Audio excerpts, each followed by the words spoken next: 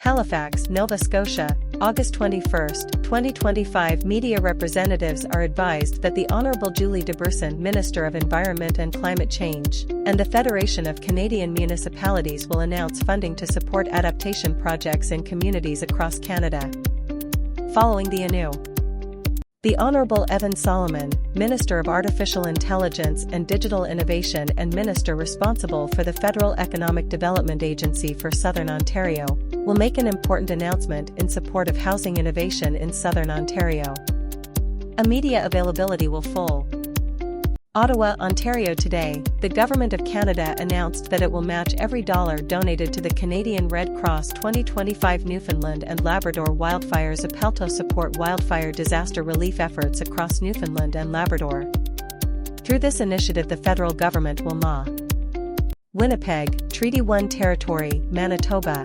Please be advised that the Honourable Mandy Gull-Masti, Minister of Indigenous Services, and Chief Gordon Bluesky, Chairperson, Treaty 1 Nations, will make an announcement regarding the Nawi-Udina Infrastructure Project.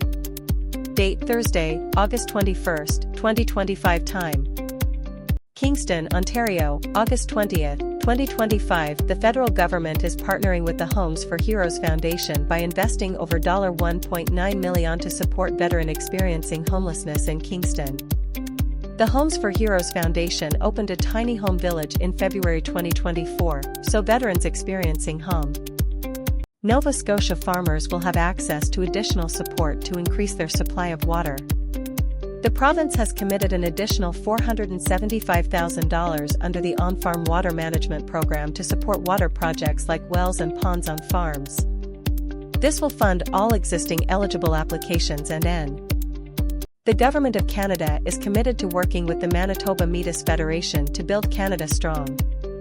Today, President David Chartrand of the Manitoba Metis Federation and the Honourable Mandy Gull-Masti, Minister of Indigenous Services, announced the official recognition by the Government of Montreal, Quebec, August 20, 2025. The Government of Canada is delivering over $557.5 million to Quebec this year through the Canada Community Building Fund.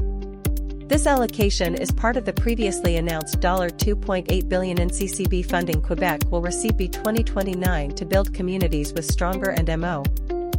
Funding will help communities, support entrepreneurs, attract talent, and build a skilled workforce right here in Alberta. Rural and Indigenous communities, entrepreneurs, and businesses across the prairies play a key role in contributing to Canada's economic strength while supporting high-quality Joe.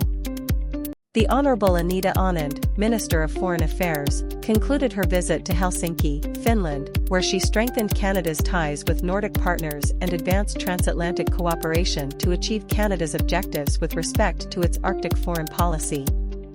Minister Anand met with Alina We, the G7 Non-Proliferation Directors Group, seek a safer, more prosperous world, with undiminished security for all.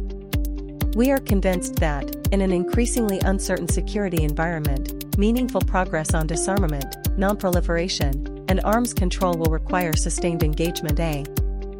As the Toronto International Film Festival celebrates its milestone 50th edition, the National Film Board of Canada is launching Defined, a new initiative inviting next-generation creators to explore Canadian and Indigenous identity through innovative short documentary films. With Canada at a pivotal time.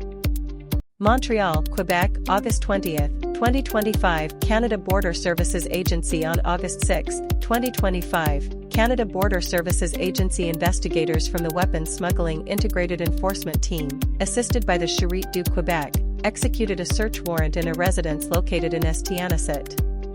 At the site Speaking notes for the Honourable Stephen Four, Secretary of State, Defence Procurement Steel Cutting Ceremony for the Chantier Davy Polar Icebreaker Helsinki Shipyard in Finland. Check against delivery. Good afternoon. I want to begin by recognizing the elected officials from both Canada and Finland. Through the National Shipbuilding Strategy, the Government of Canada continues to make significant investments in the Canadian Coast Guard to ensure that it has the ships it needs to assert Canada's sovereignty in the Arctic, while supporting jobs for Canadian workers.